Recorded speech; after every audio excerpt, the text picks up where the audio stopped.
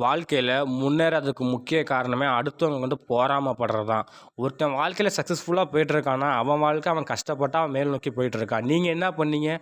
நீங்க அடுத்தவனுக்கிட்ட பொறாமைப்பட்டுக்கிட்டு புறம் பேசிட்டு தான் இருக்கீங்க. உங்களுக்கான வாழ்க்கையோட முயற்சிங்கிறது நீங்க எதுவுமே எடுக்கல. உங்களோட பொருளாதார வகையில நீங்க கீழ இருக்கீங்கன்னா, நீங்க என்ன முயற்சி பண்ணா என் வாழ்க்கை பொருளாதாரம்லாம் மாறும்னு, அதுக்கான பாதைய நோக்கி போணும். அடுத்தவங்ககிட்ட பொறாமைப்பட்டுட்டு இருந்தீங்கன்னா, நீங்க கடைசி வரைக்கும் கீழ தான் இருப்பீங்க.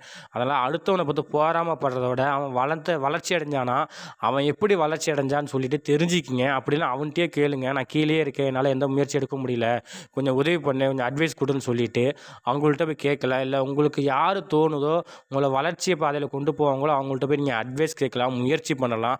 வாழ்க்கையில என்னைக்குமே முயற்சி பண்ணாதாங்க வாழ்க்கையில நல்லா இருக்க முடியும். நீங்க முயற்சியே பண்ணாம நான் கீழயே உட்காந்துக்கிட்டு எல்லாமே வேணும்னு கேட்டீங்கன்னா, எதுவுமே கிடைக்காது. அதனால வாழ்க்கையில முயற்சி பண்ணுங்க. அடுத்தவங்கள பொறாமப்படாதீங்க. உங்க பாதை என்னமோ அத நோக்கி பயணம் செய்யுங்க. வாழ்க்கை நல்லாருக்கும். அதனால